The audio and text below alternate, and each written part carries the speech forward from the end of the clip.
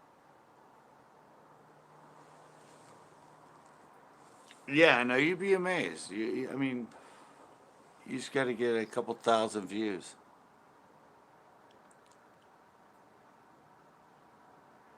Yeah, there you go. Yeah, you give me wine and want me to edit your videos, I'll do it for you. Yeah, no, it doesn't. I mean, I don't know. I'm only at I'm only at 10,300 a month views, but you start getting to 50 to 100K a month, and you just, yeah, you almost make as much money if you worked at a freaking retail store part time.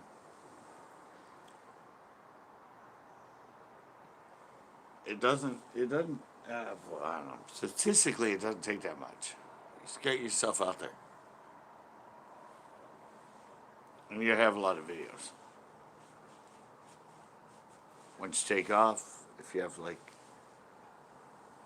thousands of videos that people haven't seen, and they start checking you out, it can go nuts.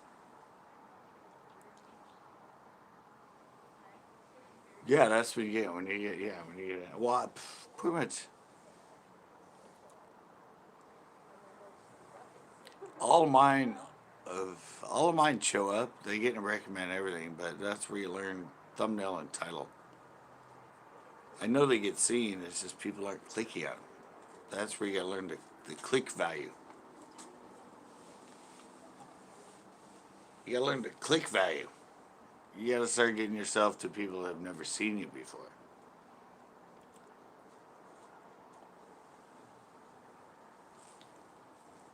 Yeah, when your videos go up and it's all your subscribers and that sort of thing, and that no, it needs to get seen by new people. You just you just and a lot of my newer videos I've been doing, it says great job, more viewers and more other than normal viewers are watching this.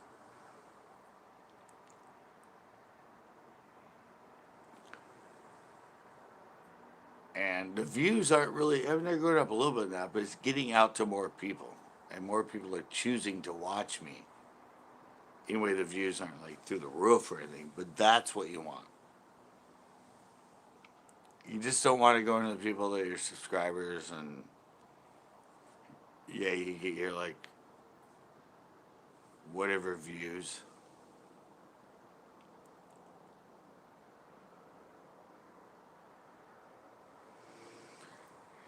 Yeah, but if you look at most bigger channels don't do lives.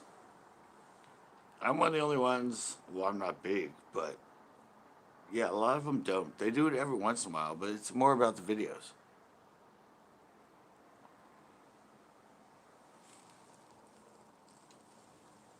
It's hard for them to go live.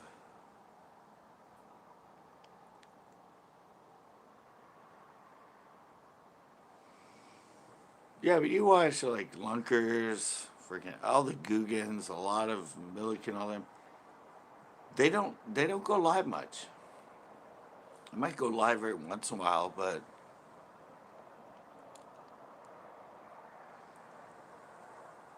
but it doesn't. I don't know. It's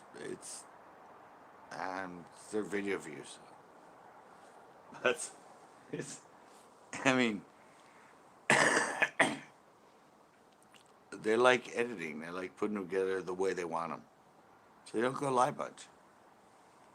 They used to when it first started. They went live a lot, or quite a bit, but they just don't do it anymore.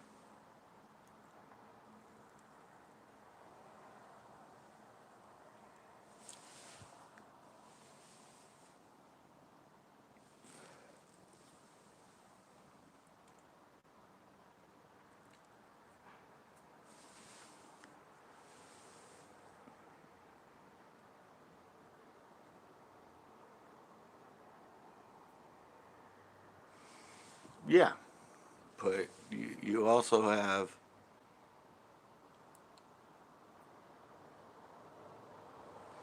but you also have 10 million view, 10 million subscriber channels. that don't go live much.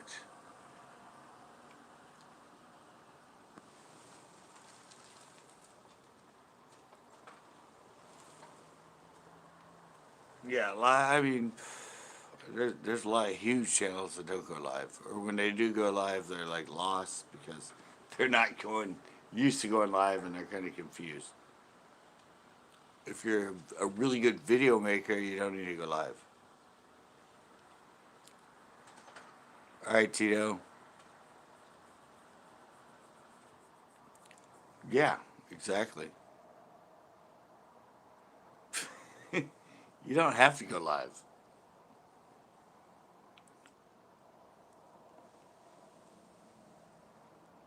I like to live because it's fun to interact with people, but I don't get many people in. 10, 15, something like that. I just love doing it because I love doing it. It's it. I mean, I don't know. I get super chats sometimes. That's fun, but it's not.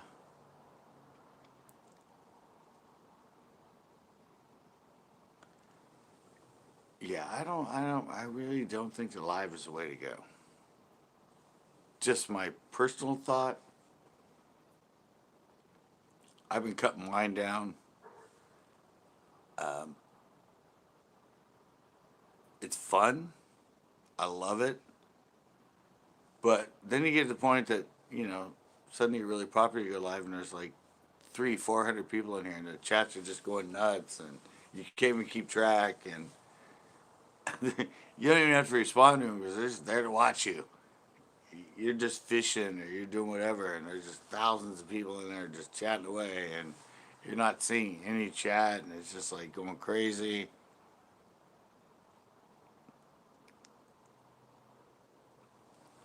Yeah, and that's where I think you got popular back roads.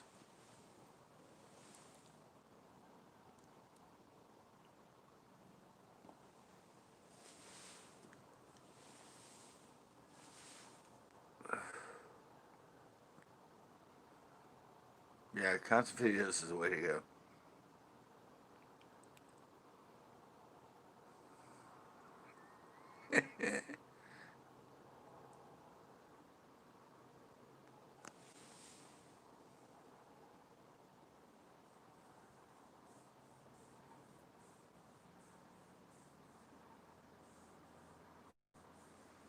Well, thank you, Captain. You understand?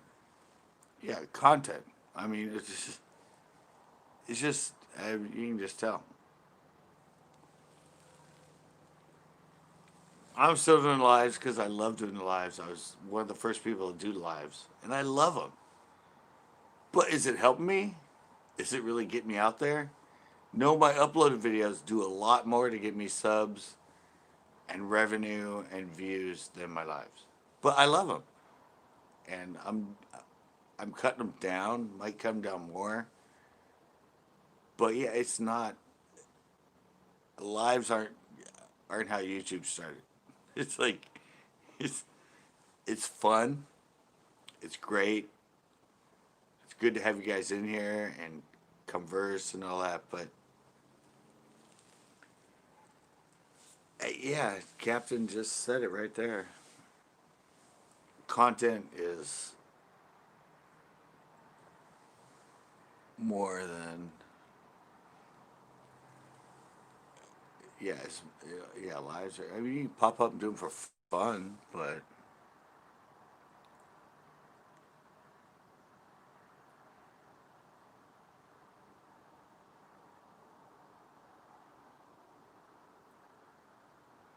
exactly. Doing it for fun is for fun.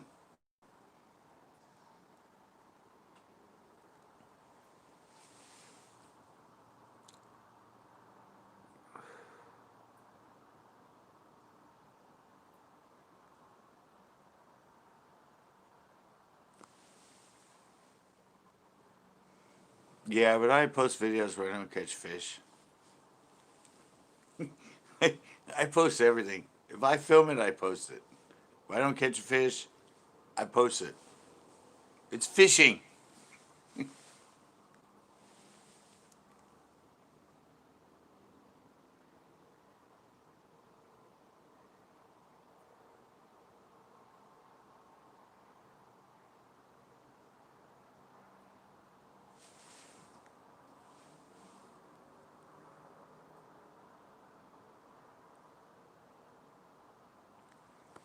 Exactly, Captain. And evidently, I've learned you don't put cinematic cropped views in because people hate that. What was I thinking? I put a little grain in it, try to be cinematic, and and people don't like that.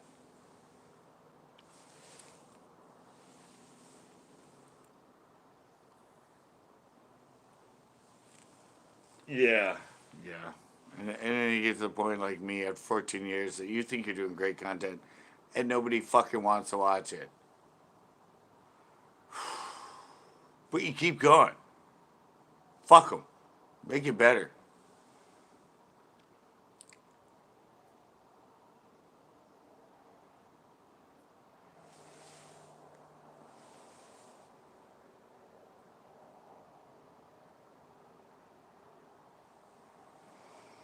Oh no, no. You can go live and make a hell of a lot of money. Trust me.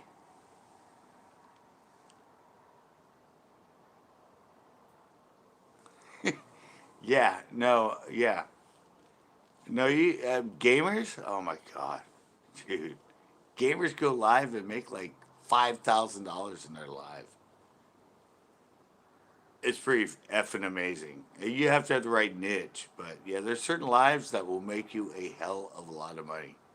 Like, and you're just sitting on for an hour and playing a video game, and you're seeing like $100 chats, $200 chats, $500 chats, $600, $30 chats, $40, and you're like, what the hell is going on?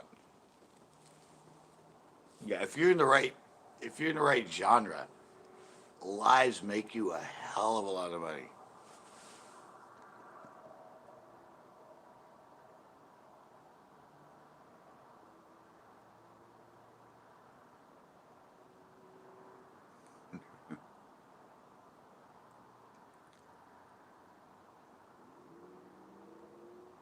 Yeah, $4,000 for super chats and memberships and a 2 hour stream. Yeah, if you're in the right community, yeah, it's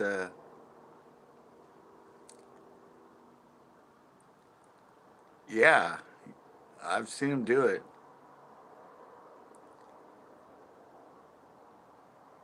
I'm definitely need some others.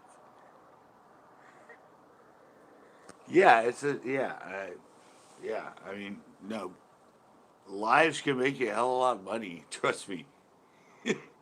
At least in the gaming, I don't know.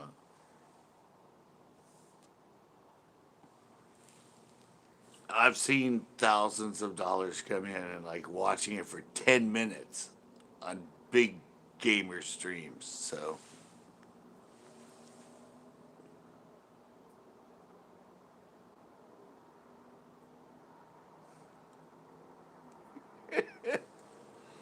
yeah, yeah. I said yeah. It depends on where you are. It depends on what you're doing. Depends on your niche. I mean, gamers are usually live gaming. They might break those down and put them up as best kills and stuff as a separate video.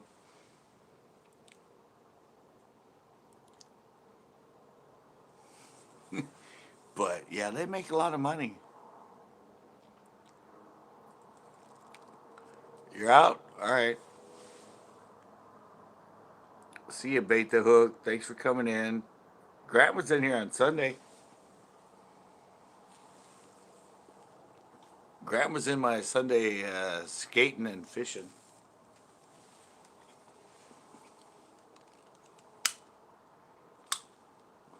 I don't know, for me, the skating and fishing, it's just fun.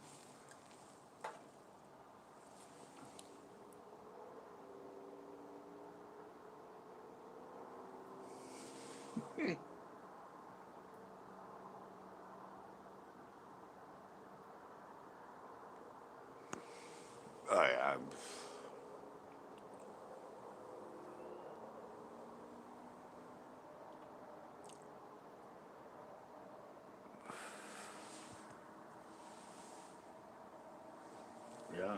You get a lot of money live. It definitely helps. I mean, if you're not doing well, if your content doesn't get lots of views, you're making a lot of money. You can get you can get hooked into the live thing and make depending on who you have in and everything else. They might not watch your actually upload videos, but they'll come to every live and they'll still super chat you. It's weird.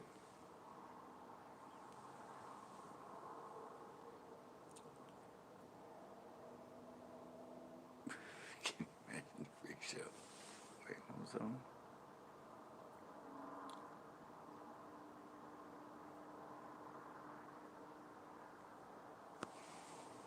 Yeah, well, that's the way it works. Unfortunately, Captain.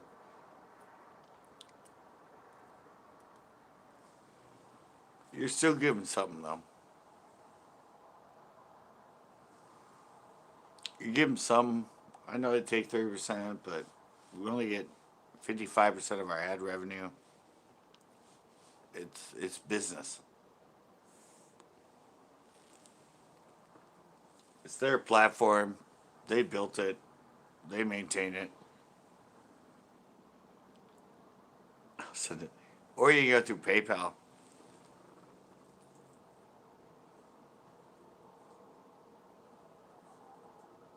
You can you can PayPal somebody for free. Yeah, you can. What you just said for free. That works.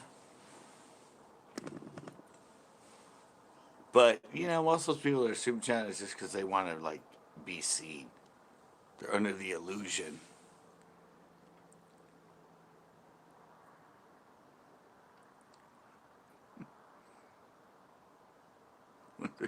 Most heck.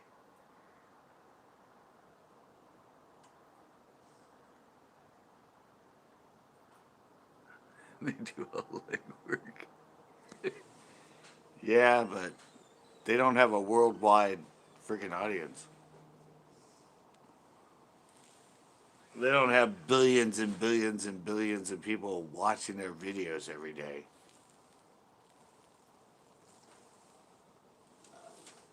They hooked up with you and they're like, yeah, I'll take 10% of this. That's cool.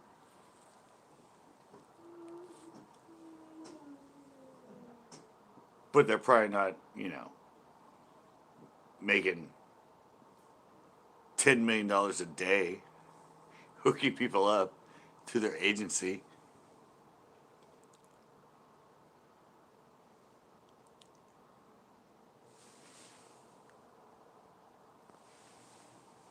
Yeah. Yeah, I understand that.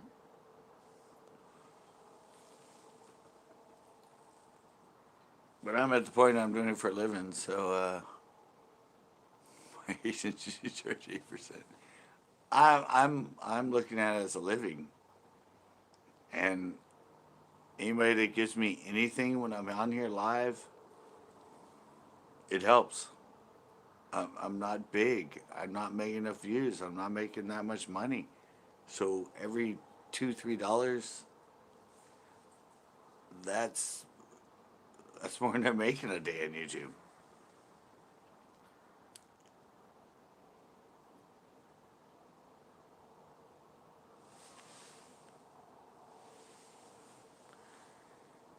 Yeah, well, 10% is pretty good for an agent, but you know, it's YouTube.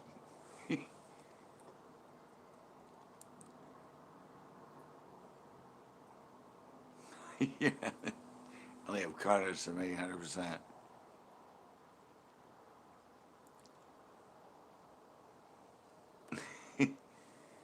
Yeah, I mean, 30%. I don't know. You guys don't know YouTube. We used to make like 2 to 3%. We used to make 2 to 3% of ad revenue on YouTube. And then when the 1,000, 4,000 thing and that happened, they jumped it up to 55% for us, the creator, and 45% for them. Way better than 2 to 3%. That was our ad revenue for a long time. It was 2 to 3%. And they jumped it up. So, I mean, it's more income for what we do. It's not that hard to load it and click upload and make a thumbnail on that. You gotta have the content and everything, but it's your life. You get to plan it. Oh, Captain's out? Alright, yeah, I'll be out soon too. I'll be out soon. But yeah, it's just doing what I do and actually making money. I used to do this for years and not make money. I'd make videos and everything and just hand them to my friends. So the ability to make videos and actually make money off them, that is just like mind blowing. Cut the shit and start over. Yeah, no, it's mind blowing for me. I wish it was around way earlier than it was. As far as me and making videos and my access to actually get people to watch them compared to what's going on with YouTube now. I don't know. I think it's all good. It's working. It's working. I'm obviously not a millionaire from it, but I ain't giving up. I ain't stopping. I'm gonna keep trying to get myself to the point that I'm making better money at it. But I just have to. Well, I've been working on it. Things been getting better. I'm getting my groove. We'll see where it goes from there. It's a lot of fun. Obviously, 14 years, 3,000 subs, and not giving up. Gotta say something.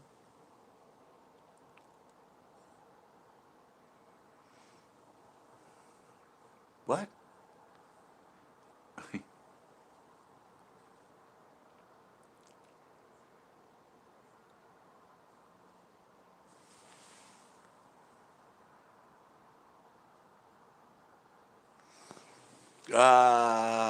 No. No, I live with my parents. I don't have any rent or anything. I have a my dog shit.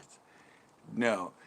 Uh 20,000 views a month will make you about $100 without super chats. So, 100,000 views a month will make you about $500.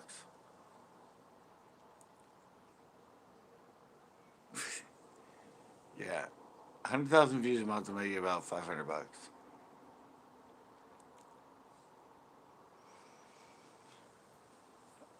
I'm at about 10.3 net, and without super chats, yeah, it makes me like $60, depending on how long the videos are and how many ads are in them. But yeah, about 20K a month on your views will make you about $100. So do the math. I've checked it all out. I look at it all the time. So yeah, it's a gamble. You need a lot of views. That's plain and simple. If you're looking to be a YouTuber, um, you need views. If you want to make money, you need views. Plain and simple. You can have, I don't know, you can have five 5K subscribers and get 1,000 views a video and make a lot of money and start growing from there. But yeah, it's just it's views. You need to, yeah, just got to keep going. start, working your way up. It takes a lot, though, to make it actually a business. I mean, I think about 24/7. I'm always out here. I don't know.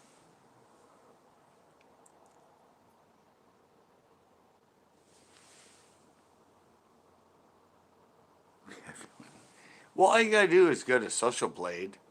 You go to Social Blade and look up any YouTube channel. It'll tell you an estimated annual amount of money they make. I looked myself up, and it was pretty accurate. I looked up me on Social Blade, said it goes fast, and what they said I made about a year was pretty close through actual just YouTube stuff, not other stuff.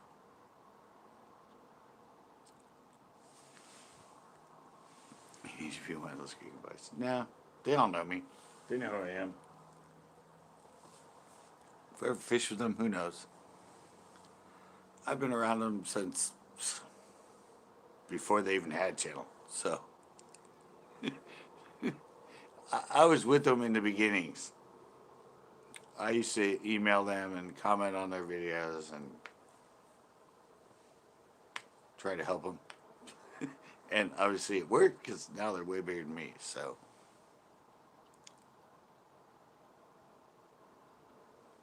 yeah, it's close. It's close, Leanne. Yeah, they make money. They did it right. But yeah, Leanne, if you look it up, yeah, it's close. It's in my range of what I make a year when I look myself up on Social Blade. A lot of it's probably a lot lower than what they actually make, to be honest, because they have sponsored shows and they have merch and all that stuff. It just shows you your actual revenue, possibly by your views and everything, through just AdSense. But yeah, you can check it out on Social Blade. I'm a looking at I'm a C plus. I'm a C plus on Social Blade. That's my rank. I better I was like a C. I went up a little bit, but yeah, it was interesting to see myself on there. Yeah. They grade you. I think, and a lot of them I looked at, like other fishermen, like the Googans, most of them are like a B. They're not even an A.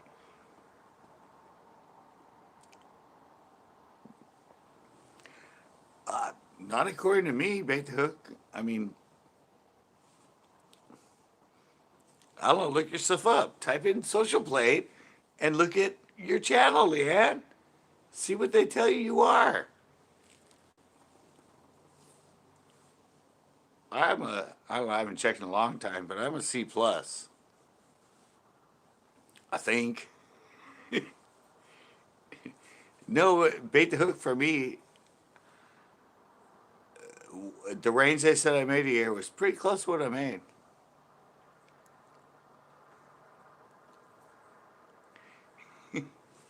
Yeah, yeah, I was close.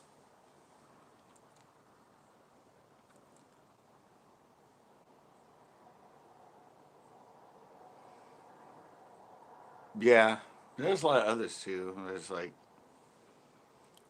what Kick Their Bass is doing pretty good now. Fishing with Fletcher. Logan something's actually doing really good. Yak Pack's doing good. Lady Bass doing pretty good. Bass Geek. I mean, these people I followed that had less subscribers than me when I followed them, and now they're up into like 30, 40, 60, 80,000 subscribers. They've like blown me away. But yeah, it's interesting to watch them. Most people that blow up are like gimmicky people.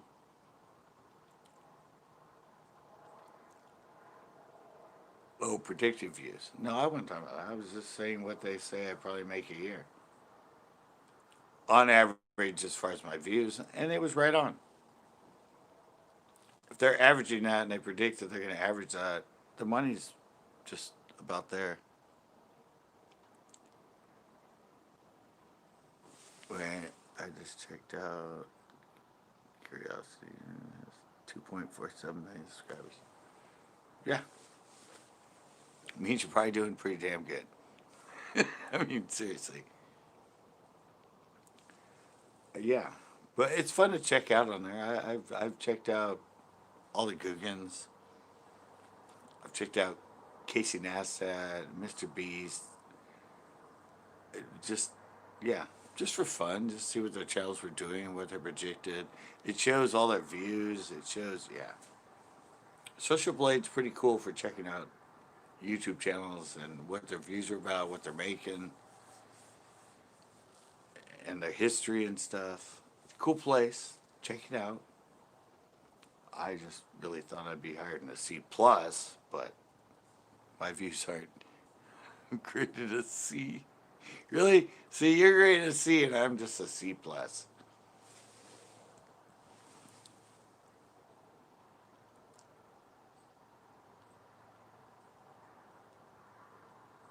Yeah. No, no, I retired yet. Red light stuff. Yeah. I'm a grade C. I know. That was kind of disappointing to me because I had so many videos, like 900 videos at a time. I think last time I checked it, for 1,000. It was great. C plus. I'm like, really? I've been on here a long time.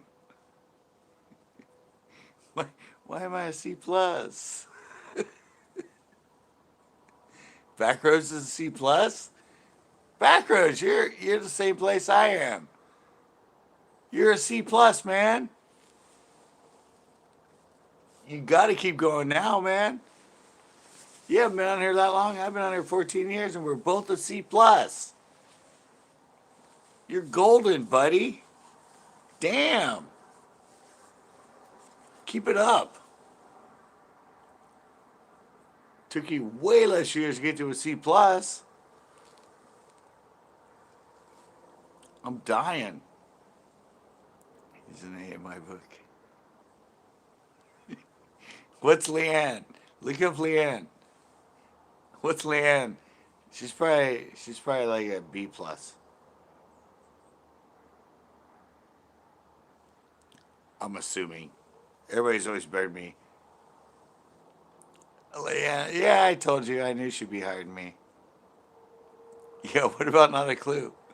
See, Leanne, you're well, I haven't checked mine in a long time, but you're above me. Last time I checked, LOL, this channel doesn't show up. My other channel is a C. They do A plus plus. No. Yeah, yeah, and see that's what like yeah.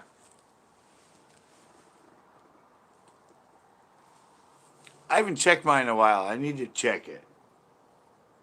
But yeah, I was yeah. Last time I checked, I was a C plus. Is this bra size or what? What am I?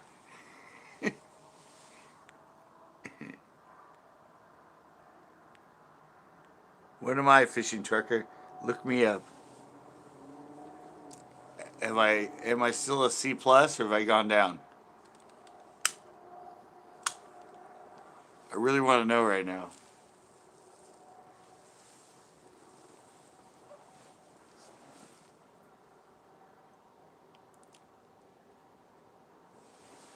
Been being a while. Captain is a C. All right, what do I show up as? I'm really interested.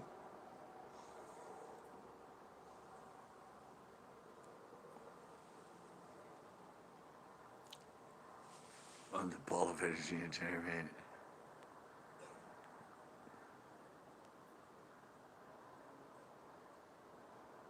What'd you show up as? Oh, you're a C plus? See, I'm still a C plus. Yeah. That's what I said. Obviously, 14 years of YouTube, and I'm still just a C plus.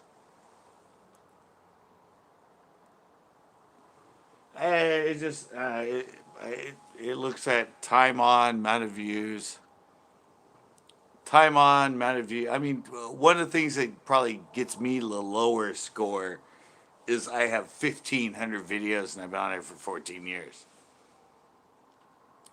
Yeah, you're the same as me, Backroads. We're both C plus. Yeah, so it's just a numbers game. I have a hell of a lot more videos. They look at views per videos, time on, how long you've been on here, amount of subscribers, all that stuff. Since I'm 14 years, 1,500 videos, you know, 2 million views, whatever. That's what they look at.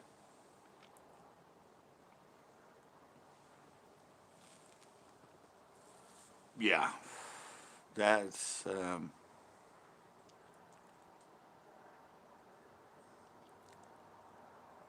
yeah. Well, I said last time I checked, John B was a B minus or a B. Stupid.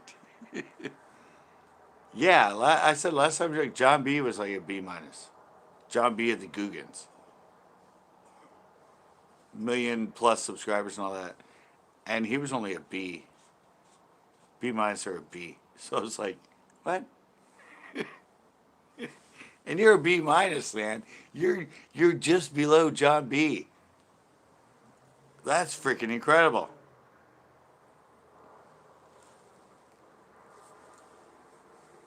But that's the way that's just you have to look at that to actually humble yourself and go, oh, really?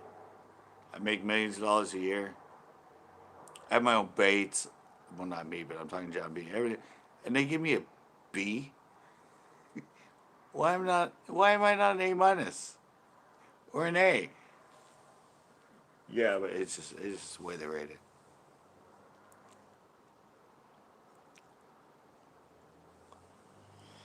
Yeah, I don't have anything.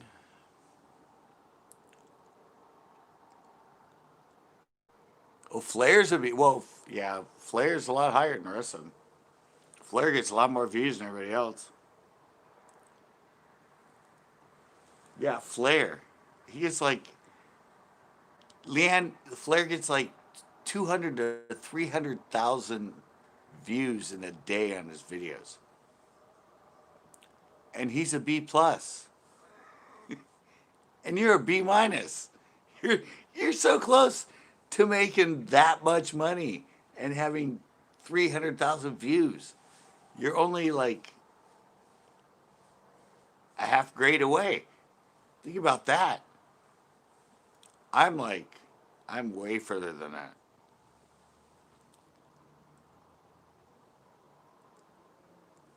All right, Recons. Thanks for coming in. Yeah, you're almost there, Leanne. I think my biggest view is like my whole channel only has 2 million.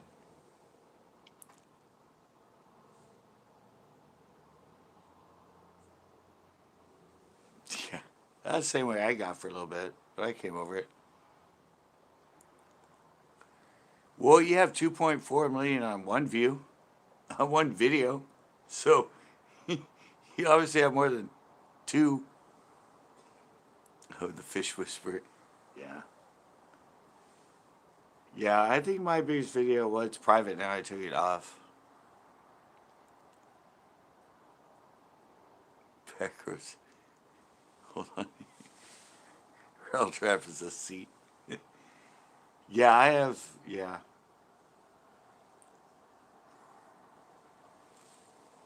I think the problem is in 2012, 2010, 2010, I had 1.5 million total views.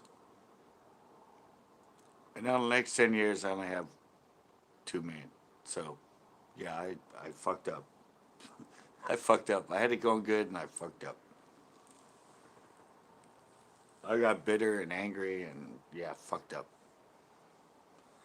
And I'm trying to gain it back. But you know, the more you have, evidently, I thought the more you had video wise, the more you get out there. But it seems like they promote the newer ones better than the older ones, at least at this point.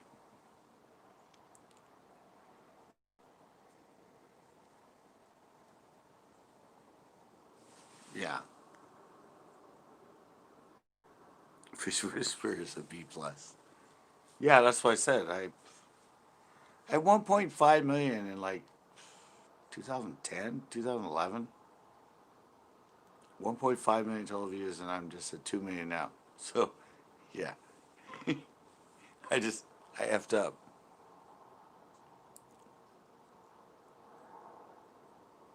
Yeah, there you go, backroads. Just look at the people that are successful.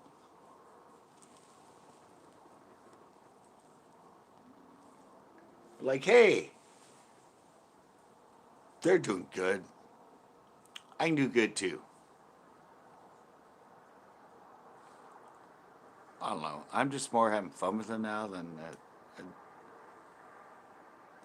It's kind of weird. The less I think about it, the better I'm doing.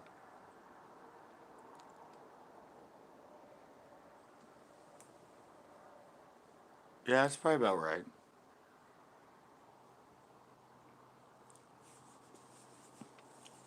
I said mine is lower and upper, but it's about average.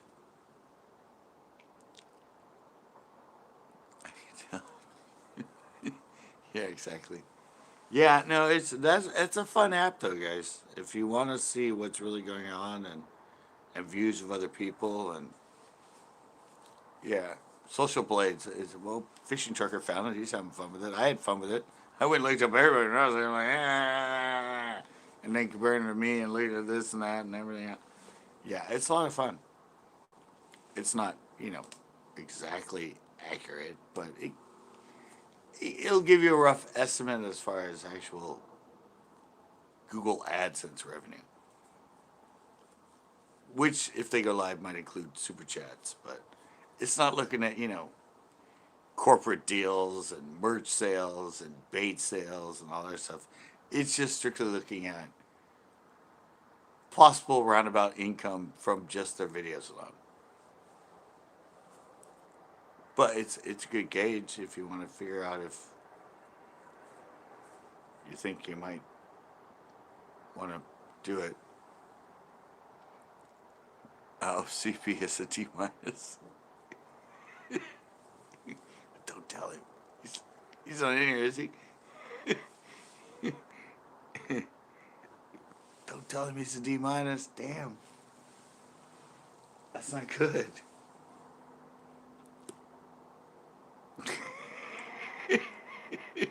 All right, we won't tell him, but he's just starting out. I mean, come on. He's highly entertaining and a lot of fun.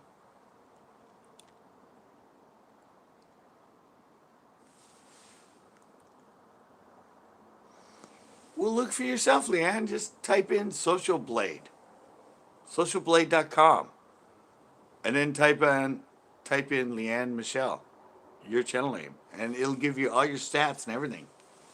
It'll give you all your views you've had, how many views you've had every day, all that other stuff. It's really fun.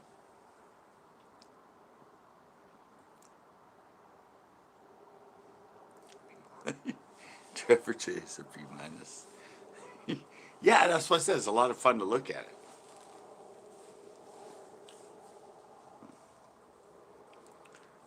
It's a lot of fun. Don't tell me what to do. Well, all you gotta do is look at your YouTube and your analytics. It'll tell you how much you made this year. Go into studio and hit analytics and put this year, and it'll tell you exactly how much you made. I'm at like, what am I at now? I think I'm at like $1,200 so far. But last year I only made 900 and something. So I'm above that. It's going up.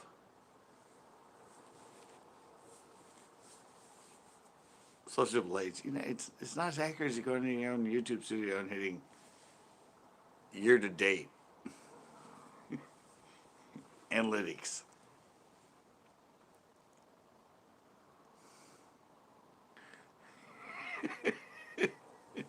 No, so going into your own YouTube and your analytics is much more accurate than Social Blade, but you can see what other people think you're making a year.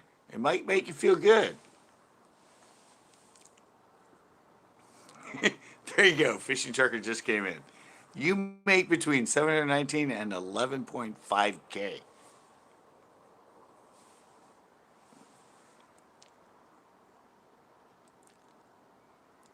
Well, then, right, he did it right before you. Yeah, exactly.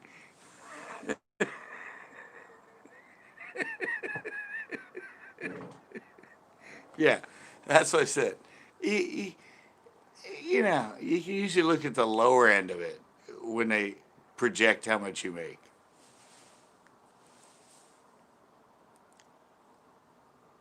That really says I make 33 a year.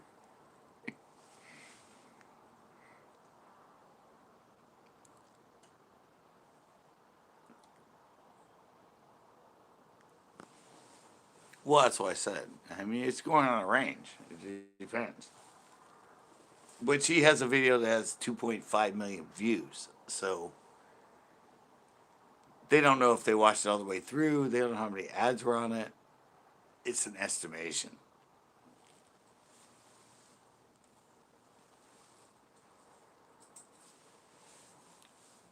It's an estimation. It depends.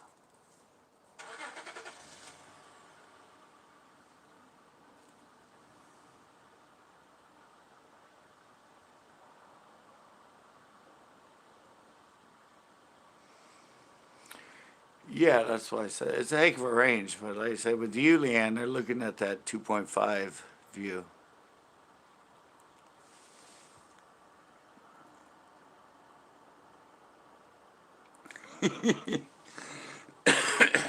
Yeah, that's what I said. It's a range, but it's usually the lower end of the range is probably what the person's making.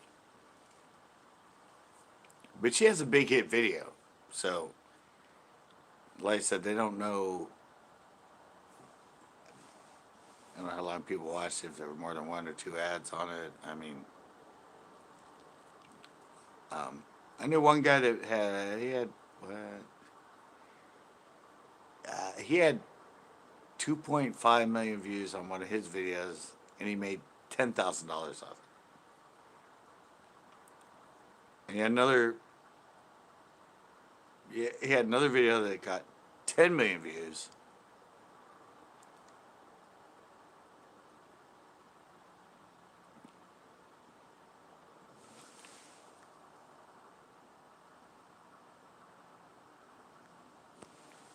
Yeah, it's in that range. Yeah, but he had one at 2.5, and it made him $10 million, or not 10 million, $10,000. And he had another one that got 10 million views, and that video made him $24,000.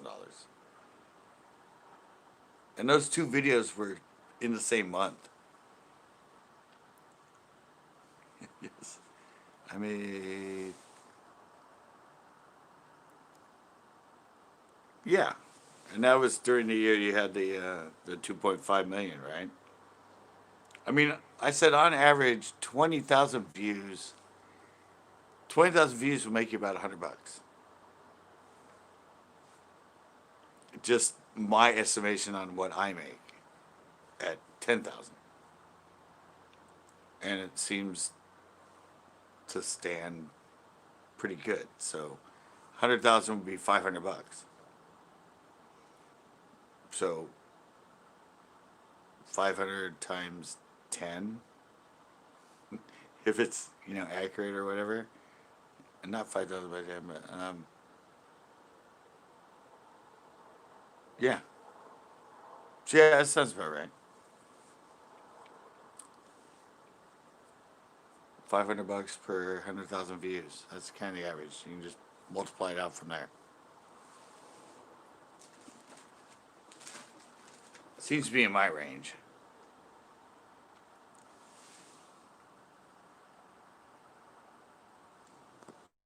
Yeah, that's what it's. Yeah, I said that guy I was talking about. Both those videos made that much in a month. Like I don't know how much they made since then, but in that month. So within a week or two, within a month, one got up to 10 million views, and within a month, one got up to 2.5. Crazy.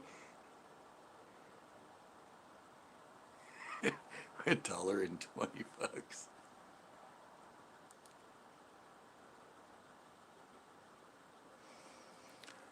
I don't know. Lunkers and John B are pretty close. I haven't checked them in a while. Lunkers said we're like one. He's a little under 2 million. Pretty sure. I think it's 1.85. Yeah, it's a numbers game. Subscribers don't always equal money. I mean, subscribers equal like wait, subscribers. It's like 10% of your views. Most of your views come from non-subscribers. So, I don't know. 1 million subscribers, you get videos that constantly get 100,000 views. You're doing good. Now to get 4K watch hours.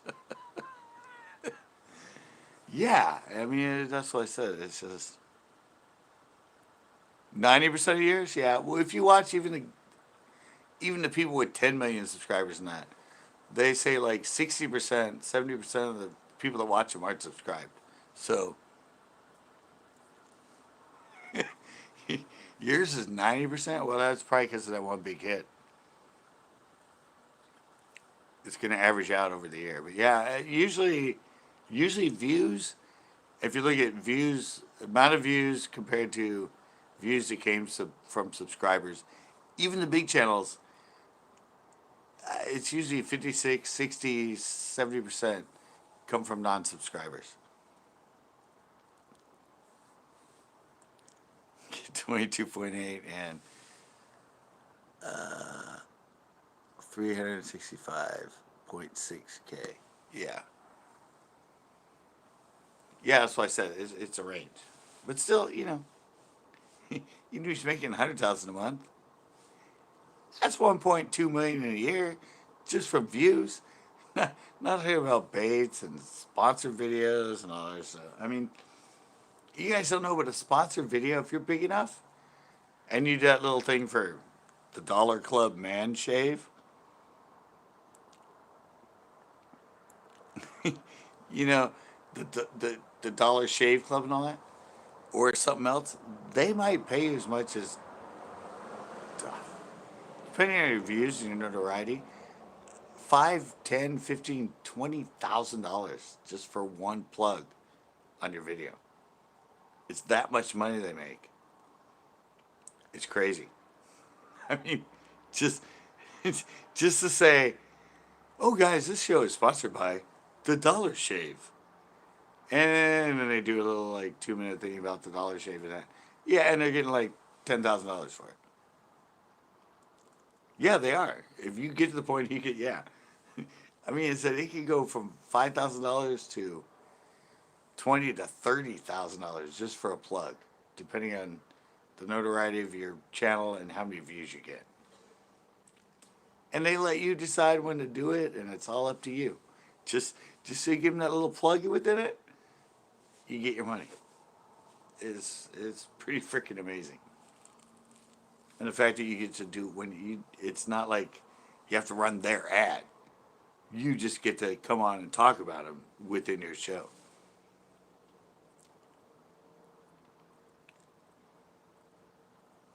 Yeah, exactly. Yeah. Some of the Googans did the Dollar Shave for a while. Um, yeah, but I have a tendency to downplay anything I do for the most part. If I get the product and analyze it, I usually, unless it's good, which most of them aren't, I downplay them and say don't do it. Just you know, I'm just that sort of morally honest person, so I'm not in it for the money. Not the winter. Yeah, it's too cold. Exactly.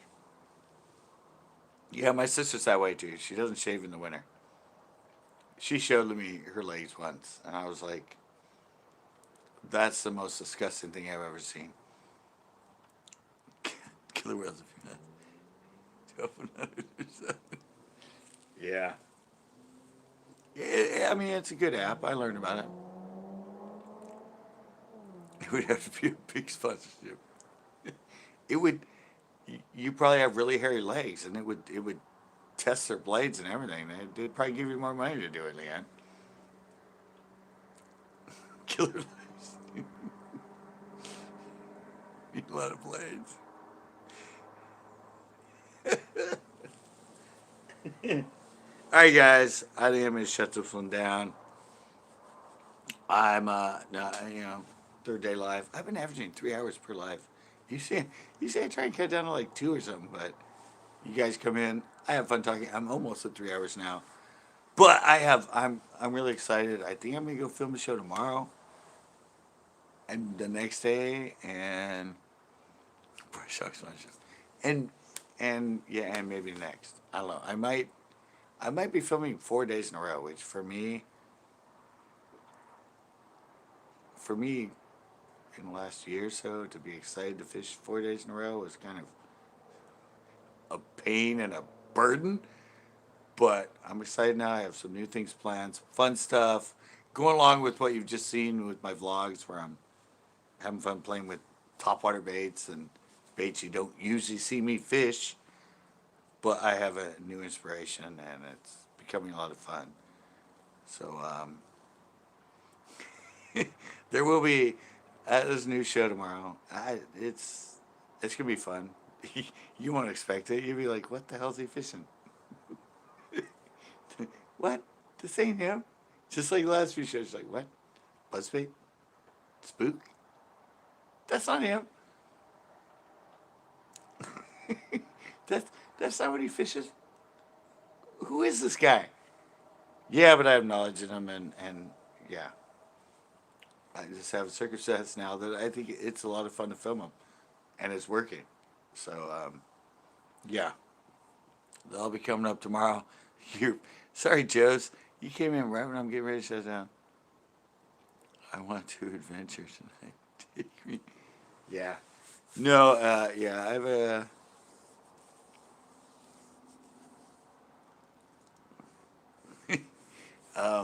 Yeah. The show tomorrow is gonna be fun, guys.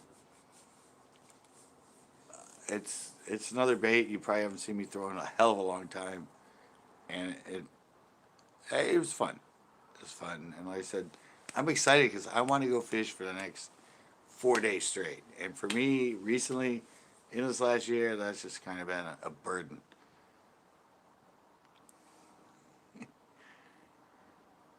Yeah, yeah, he just came in. I've been on 3 hours, but yeah, yeah, yeah.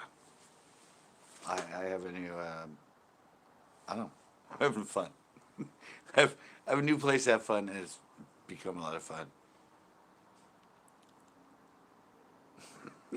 So, um, I will, I won't see you guys again live till, well, obviously next Sunday. We're gonna be doing the skate and fish again, and you will get uploads the next 3 days. Tomorrow's show's already done. Friday's show's already done.